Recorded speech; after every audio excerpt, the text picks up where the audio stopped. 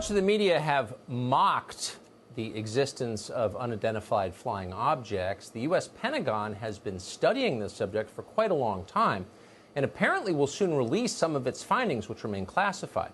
According to a new report in the New York Times, the U.S. government may have physical evidence of, and we're quoting, off-world vehicles not made on this Earth. The government has also released footage of UFO sightings, including a 2004 encounter recorded from an advanced Navy fighter jet. Commander David Fravor is a retired naval aviator who once saw something he could not explain, that science can't explain. We're honored to have him on tonight. Mr. Fravor, thanks so much for coming on. So, tell us if you think this is being misinterpreted. According to the New York Times, the U.S. government has physical evidence of some sort of vehicle made not on this Earth. Is it what it sounds like?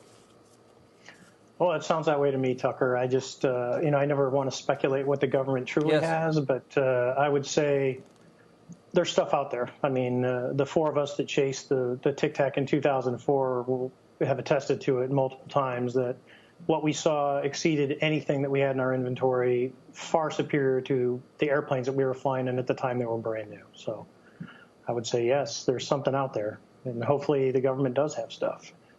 So when we spoke before about this, and you suggested that the object you saw that you chased, the Tic Tac, behaved in ways that challenged your understanding of aeronautics, of physics, and that you didn't think it was likely that that object belonged to a foreign military.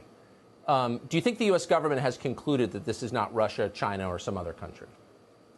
I'm pretty sure of that, just by some of the phone calls that we have gotten, some of the people that we have talked to in the government, that they are unaware of what this is. And I think that ties directly with the East Coast sighting with the gimbal video. And I'd be willing to say, just because I'm in contact with a lot of these people, that there are more incidents that are starting to come out, that people are starting to report inside the government channels of things that they've seen. And I think you're seeing it from people in the past, because it always had that taboo to come out and talk about these things.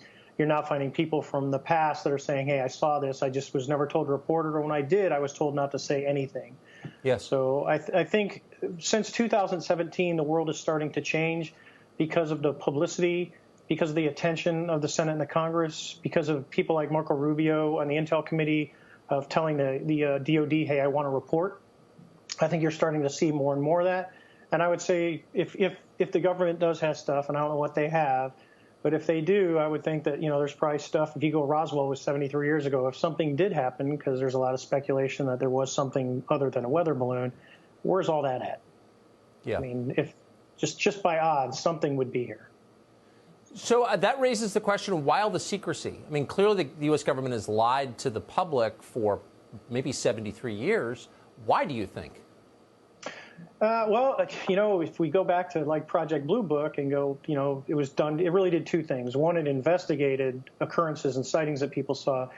The other one was it primarily was sent out to debunk, to prove that it wasn't, or to make excuses of why it wasn't. I don't know why. I think some of it was trying to capture that technology. But if something lands in your front yard, there's no reason to deny that it existed, or, or for the government to cover it up, because if it's not collected by some means that's going to question our national security or our offensive or defensive capabilities, then why would you hide it? That just baffles me. Just like our incident, why wasn't it thoroughly investigated at the time for something that literally could penetrate a battle group spaces, and they did nothing? I mean, there was nothing done until really about 2009. There's a story here that a lot of us can't wait to see. Finally, do you feel vindicated?